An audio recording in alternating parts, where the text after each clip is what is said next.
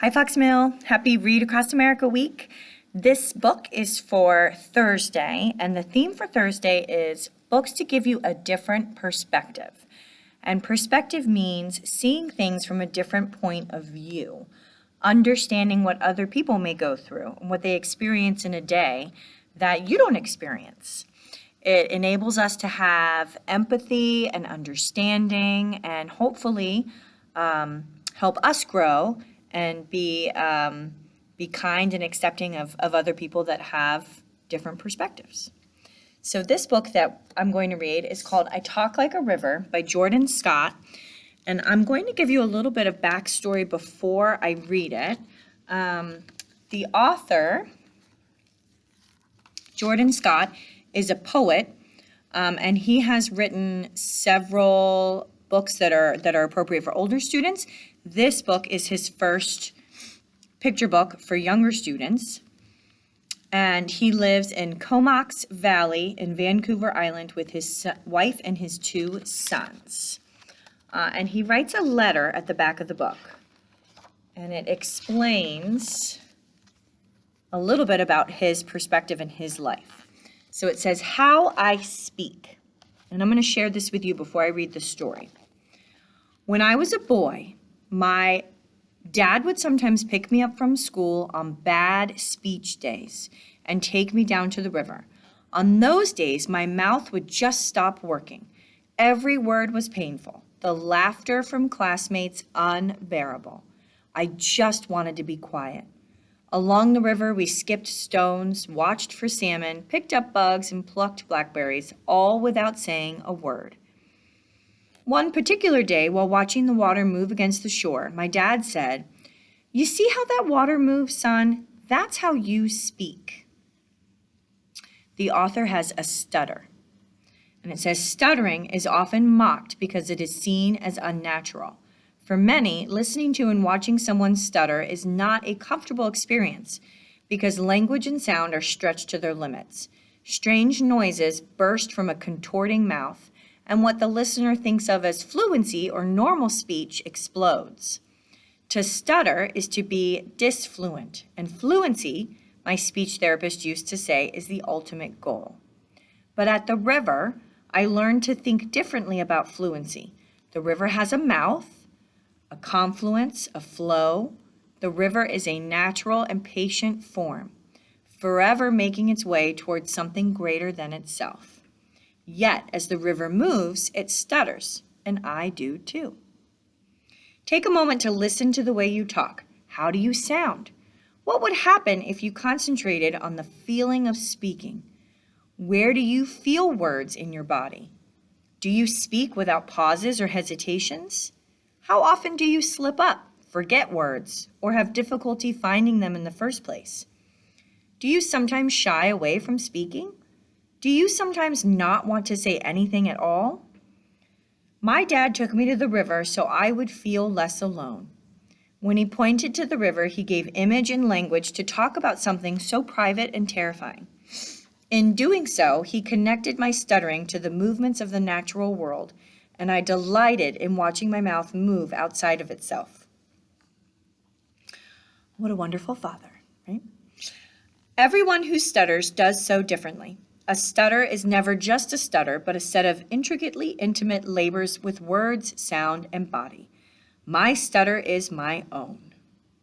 Stuttering is terrifyingly beautiful.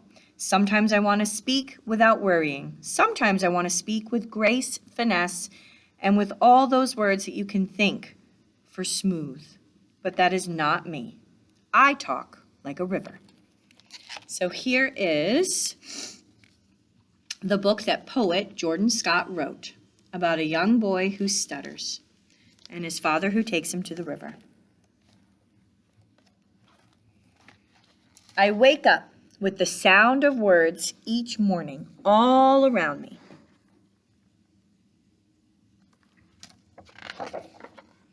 P is for the pine tree outside my bedroom window. C for the crow in its branches. M for the moon fading in the morning sky. I wake up each morning with the sounds of words all around me, and I can't say them all.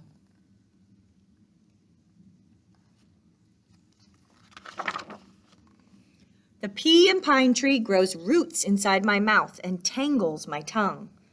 The C is a crow that sticks in the back of my throat. The M in moon dusts my lips with a magic that makes me only mumble.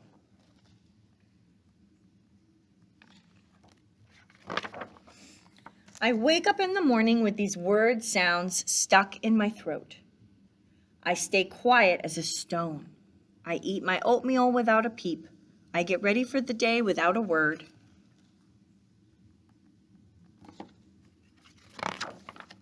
At school, I hide in the back of class. I hope I don't have to talk. When my teacher asks me a question, all my classmates turn and look.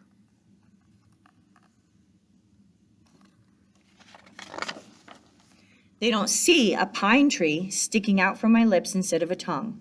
They don't hear a crow, caw, caw, from inside my throat. They don't hide their eyes from the moonlight that shines from my open mouth.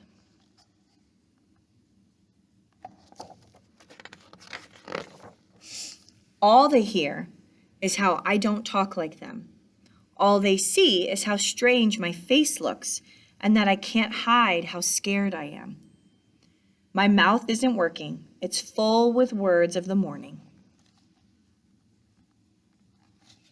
That breaks my heart to hear how scared he was at school, right? You should feel safe at school.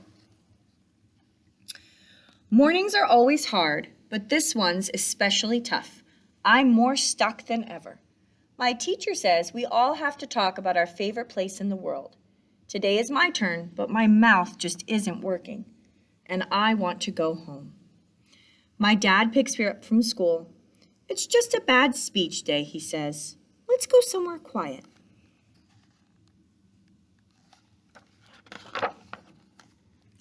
My dad takes me to the river. We walk along the shore looking for colorful rocks and water bugs. It feels good to be quiet and alone with my dad, but I can't stop thinking about my bad speech day. All those eyes watching my lips twist and twirl, all those mouths giggling and laughing.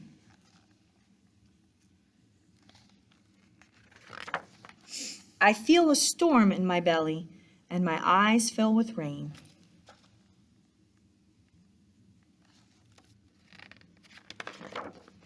My dad sees that I am sad and pulls me close.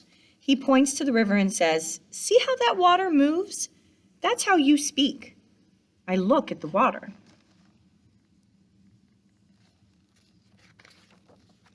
Bubbling, whirling, churning, and crashing.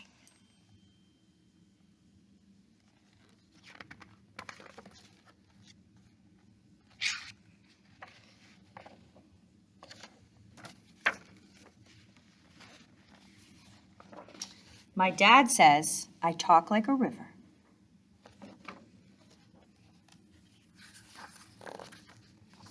This is what I like to remember. To help stop myself from crying, I talk like a river, or from not wanting to speak at all.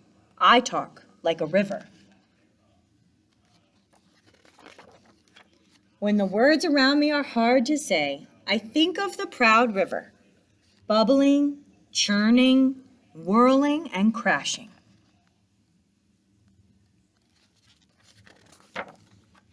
And I also think of the calm river beyond the rapids where the water is smooth and glistening. This is how my mouth moves. This is how I speak. Even the river stutters like I do.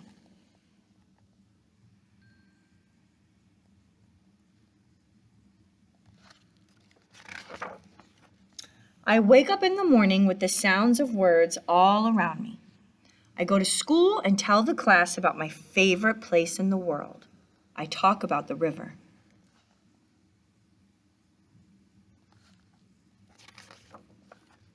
And I talk like a river. Friends, thank you for joining me.